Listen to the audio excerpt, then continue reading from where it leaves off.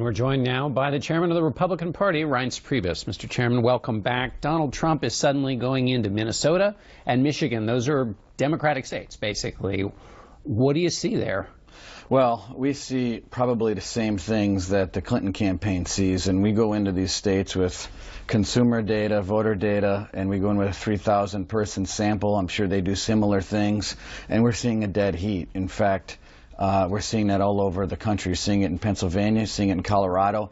There's a lot of surprises here in the end. I was surprised myself. Last night, we pulled ahead of the Democrats in vote count in Colorado, the actual vote count itself, by 1,700 ballots. Now, it's not a lot, but it's also, I think, a little bit of a surprise to everyone involved that Donald Trump is closing, and he's got the momentum going into Tuesday. One of the things that happens sometimes late in these presidential races is campaigns see a state and they think it looks good, but those states are traditional Democratic states for a reason. They've got a kind of an electorate there that sets up well for the Democrat, and so time is spent. This happened to Mitt Romney in Pennsylvania. Time is spent at the end. Right. The Democrats match it, and it's time that's wasted in a state that maybe he should be spending his time somewhere else. Well, look, he's also he's a different kind of candidate too, and it's a different day and it's a different year. I mean, I don't think anyone can say that 2016 has been normal. It's been a wild political year.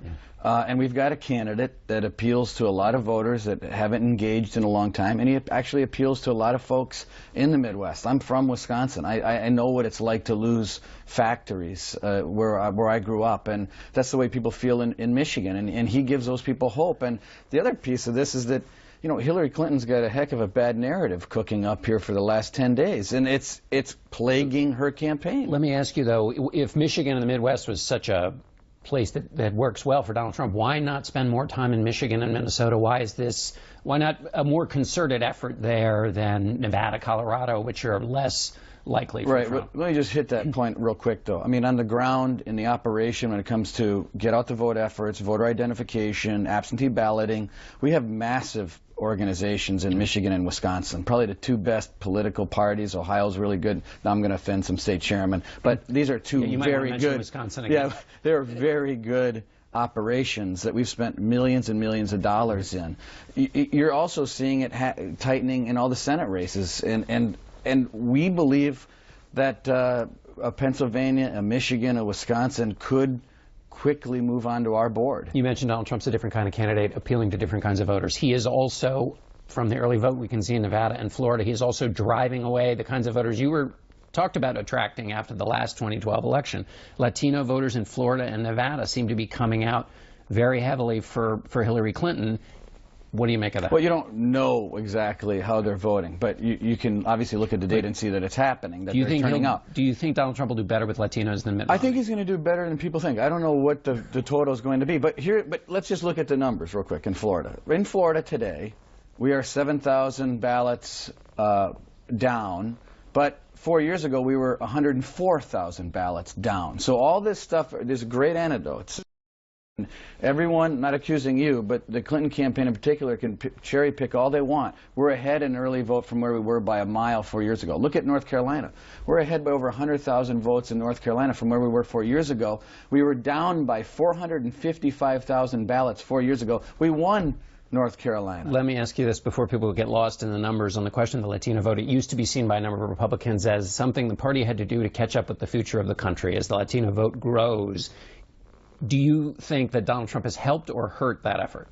Look, we'll wait and see. But I can tell you what we've done as far as the Growth and Opportunity Report. We put in millions of dollars. That's the RNC effort. That's right. We put millions of dollars in Black and Hispanic engagement. We didn't just show up 6 months ago. We've been on the ground in Puerto Rican communities in Orlando, Cuban communities in Miami, and Hispanic communities in Nevada. We have been there for 4 years talking about our party and what we believe in. And you know what? Jobs, the economy, choice in where you want to go to school, SBA loans for small business owners. That's what people care about. So if the RNC did its work, if Donald Trump doesn't turn out Latino voters, it's his fault. Our job, well, no. First of all, we need to give him credit for all of his attempts. I mean, he's the one going into Little Haiti in Miami. We did a roundtable in Puerto Rican communities in Orlando. He went up to Detroit. He went to Cleveland. He's doing well in Black communities. So he has been talking about school choice and money for small business owners and getting people back to work. Those issues appeal to Hispanic and black voters, and they appeal to white voters. They appeal to all of us as Americans. Do you feel there have been times at this race when Donald Trump has called out the establishment? He's even along this long-winding... We've had our own arguments, you know Do that. you worry if things don't turn out his way on Tuesday, that after all the work you've done with him, that he might turn around and blame you? Oh, I don't... Listen, but politics. I don't really care. What I care about is winning. I care about keeping the House and the Senate and winning the White House. And post-Tuesday, you know, I'm not worried about that. I think we're winning, and I also think that if you would have said 2 months ago, and I think most people, if they're being honest, that we'd be here today arguing over Michigan and Pennsylvania, I think people would have been shocked. And here we are, and it is a tight race, and we're going to do everything we can. We need our voters to get out and vote.